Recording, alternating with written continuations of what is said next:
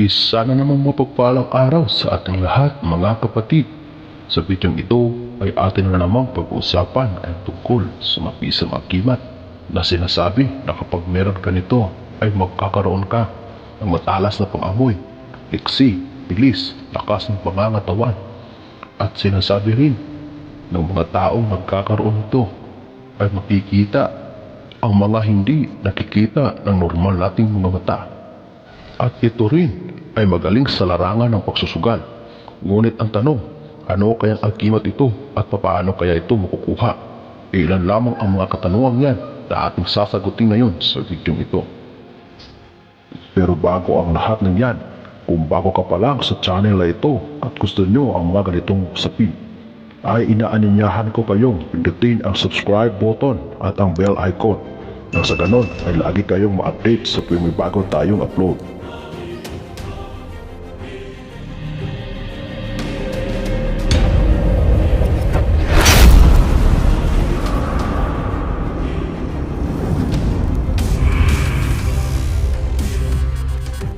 Ang man's best friend o tinatawag na aso sa ating lingwahe.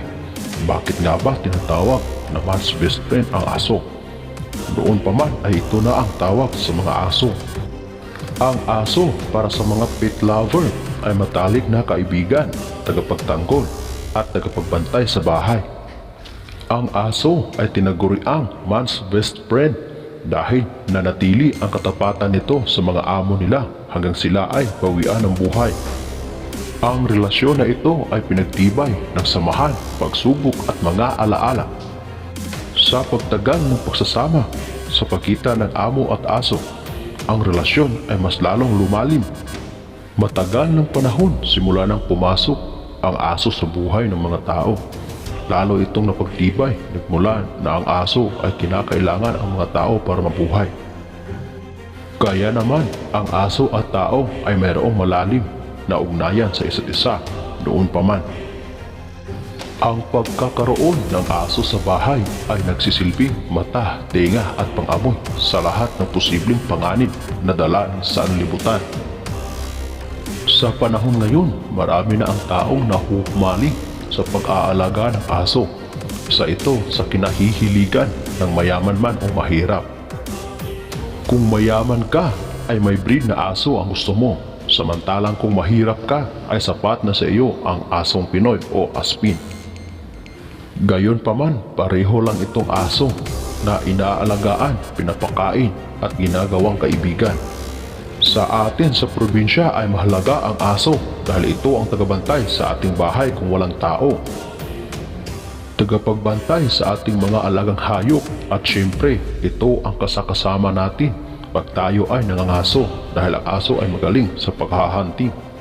Sa panahon ng kalungkutan ay isang takbuhan natin ang aso upang tayo ay maaliw at mawala ang kalungkutan na ating nadarama.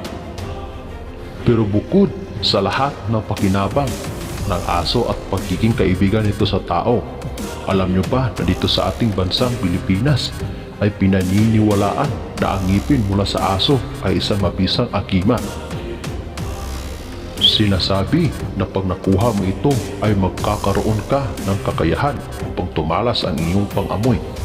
Makikita mo rin ang mga hindi nakikita ng pangkaraniwang tao na para bang ikaw ay may third eye.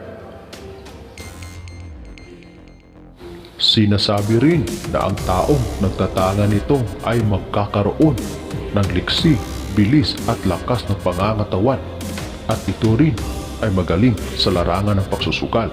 Pagdala mo ang ngipin ng aso, mabisa ito sa larangan ng sabong at baraha. Ngunit paano nga ba ito makukuha? Sinasabi na makukuha lamang ang berto nito kung mismo ang alaga mong aso ang magbibigay nito sa iyo. Kapag kusang niluluwa ito sa aso sa harap mo ay maswerte ka kapatid dahil pinili ka ng aso na bigyan nito. Kapag tumatanda na ang aso ay kusang malalagas ang mga ngipin nito, kaya abangan mo ang pagkalagas nito at ibalot ito sa pula o itim na tela at dalhin lamang ito kahit saan ka man magpunta. Sinasabi na mawawala lamang ang bisa nito sa oras na mawala o patay na ang aso na pinagkukunan mo nito. Ang videong ito ay gabay lamang. Nasa inyo pa rin kung ito ay inyong paniniwalaan. Nasa atin pa rin ang pasya. Kaya kailangan pa rin natin ang magsikap at sabayan ng pagdarasal para tayo ay gabayan at swertihin sa ating buhay. Hanggang dito na lamang ang ating kaalaman para sa araw na ito. Muli, maraming salamat sa inyong walang sawang panonood. God bless us all.